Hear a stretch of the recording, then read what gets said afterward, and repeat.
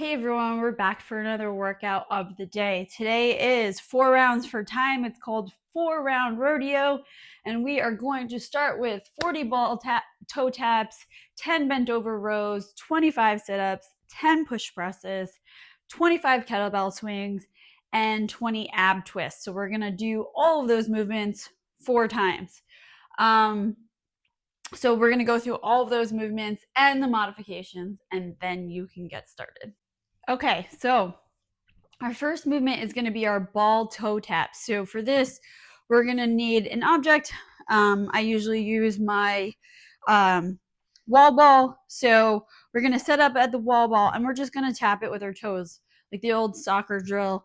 But we want to make sure that we're continuously tapping the ball. So we want a continuous movement. So we don't want to be like tap like some weird or just standing there and tapping. If you don't have a wall ball or some sort of like a slam ball or even the kettlebell, you can do it too. You can just run in place. So the next movement is going to be our bent over rows. So first I'm going to start with the barbell and then move to some of the other things we can use. The important thing is what we want to do is we want to come back with those hips. Our knees are going to be slightly bent, no more than slightly. We're leaning over, right? And we want our arms to be kind of dangling in the front, but we don't want to let our back loose and our shoulders loose. We want to squeeze back, and then we're going to pull the weight up until we're about 90 degrees with our elbows, right? Which is going to be usually touching, if you're a female and you have a sports bra on, usually the bottom of your sports bra. So this is what it looks like forward, and then our feet are about hip width apart. So we're going to grab onto this. We're going to come down, and again, the barbell is out, and we're going to pull, keeping that back and core straight. What we don't want, what I see the biggest mistake, and it drives me crazy because people post their workouts, is when people are doing like a whole body movement. This is a great way to loosen everything up and really hurt your back, shoulders, and everything else. The most effective way to do this is no movement at all. The only thing that should be moving is your arms. If you need that push, that means the weight is a little heavy and maybe go down in weight.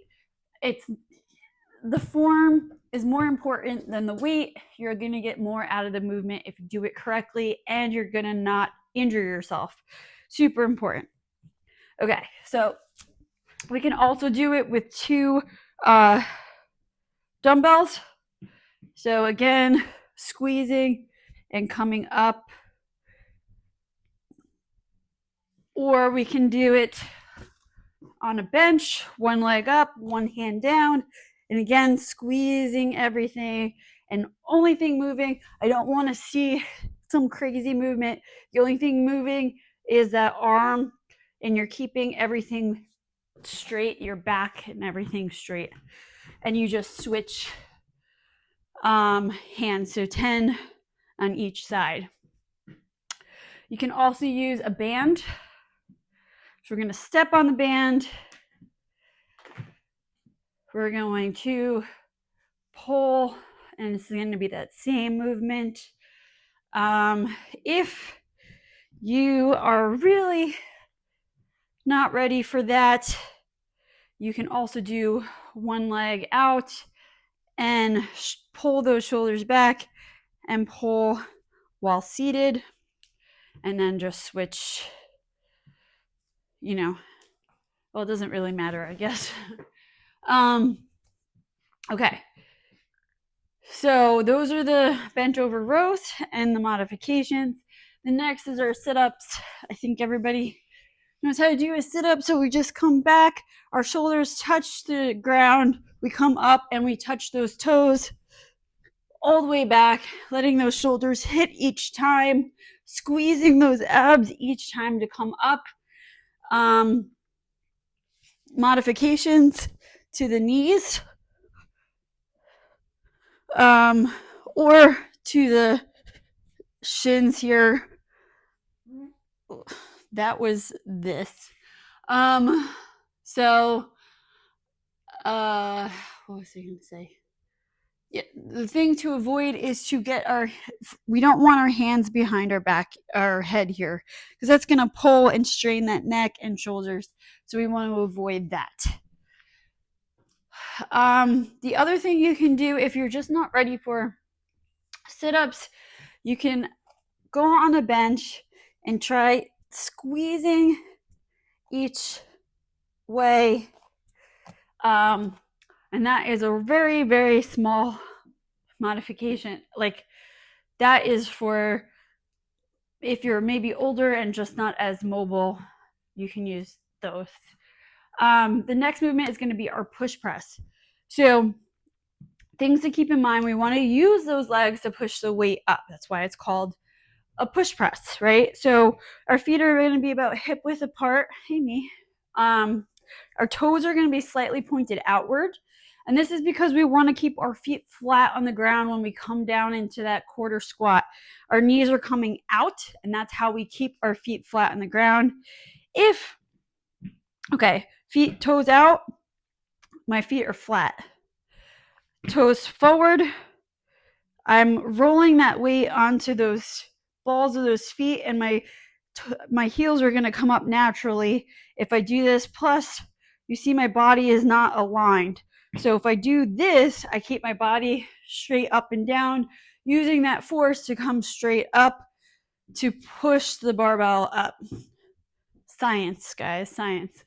Okay, so when we get our barbell, if we're using a barbell, we're either going to clean it off the ground or take it off if we're doing bent over rows with it, you're going to probably have to clean it off the ground. So we're going to clean it, get it onto their shoulders. You notice that I can let go of the barbell. It's resting on my shoulders. This is important for this movement, because if you're holding it here, you're using a lot of energy. There's 10 of these, right? And also you're not going to have that straight force upward.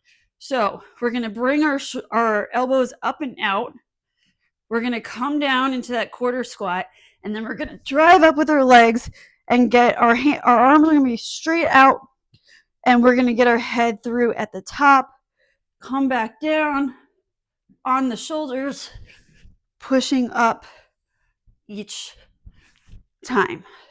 Okay, so that is with the barbell. If you're going to use dumbbells, you can either use one or two. So if you're using one, I'm just going to hold this one here so I have it.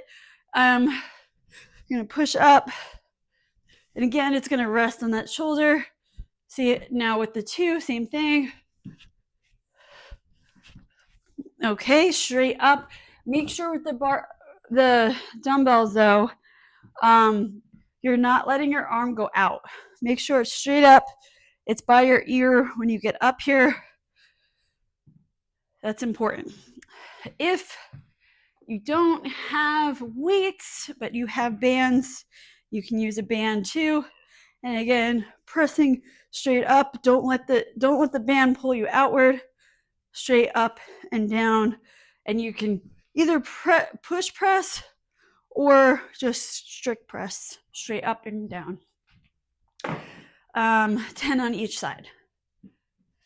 The next movement is going to be our kettlebell swing. So we want to be slightly wider than hip width apart with our legs. We are bringing our hips back, so we're bending at the hips, not with our knees. Bending back, my knees are only slightly bent, and I'm coming back with my hands so that the outside of the wrist touches the inside of the thigh. If you're touching anywhere above that wrist, you're doing one of two things. You're either squatting down, wrong, or you are coming back too far, and that's wrong too, because you're gonna hurt that back if you come and squat down, right? You're not getting the swinging movement. A swing goes this way, it doesn't go this way, right? So we need to swing the kettlebell. So we do that by bringing it back. So not like this, right? If we come down too far, we're putting really a lot of stress on that lower back and shoulders, and we're letting that our shoulders probably go loose, our back go loose. So we want to make sure we're staying upright, our chest is up, everything is flat and straight. If you feel twinges in any area while doing this, it means you're probably letting loose somewhere. So check in a mirror or a video and see where you're at. So we're gonna bring that kettlebell upward to our eye level. We're gonna use our hips and our glutes and our hamstrings. That's what's gonna use, that momentum is gonna be, the more you thrust upward, the more the kettlebell will go. So it's not a pull. Your arms should not be pulling up. It will be impossible to do that. So this is what it looks like with the kettlebell. And I'm going to squeeze my butt at the top. So if you don't have a kettlebell, you can also use a dumbbell, and it's the same movement. And if you only have bands or just not ready for any of those, you can take the band, pull it through, and you're going to do that same movement with the band. Okay, last but not least is going to be our ab twist. So important things to know with the ab twist is you want to be in a V position, right? So the only thing that's touching the ground is your butt. Anything touching your ground is the butt. You're going to be in a V, so you don't want to be sitting straight up. You want to be slightly back so that you can squeeze those abs. Your feet are off the ground. And the only thing twisting should be that that core area. If you find that your feet are flailing all over the place, yes, you're still kind of twisting, but you're not concentrating the muscles I want you to concentrate on. So you can go ahead, put one heel down just lightly, but you really want to make sure you're twisting.